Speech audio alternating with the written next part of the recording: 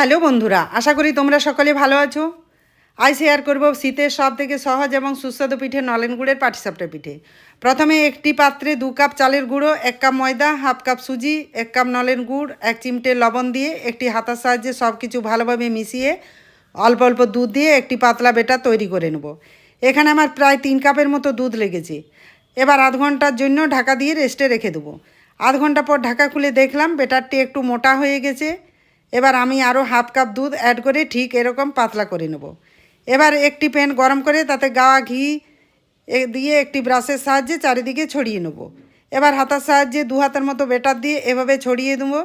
এখানে আমি আগে থেকে খোয়া ক্ষীরের পুর বানিয়ে নিয়েছি, সেটি একটি সাইড করে দিয়ে হাতার সাহায্যে ঠিক এরকমভাবে মুড়ে নেব। এভাবে একে একে সবগুলি আমি বানিয়ে নেব। তৈরি হয়ে গেল আমার পাটিসাপটা পিঠে। দেখো পিঠেগুলো কতটা সফট হয়েছে। তোমাদের কেমন লাগলো রেসিপিটি কমেন্ট করে জানিও।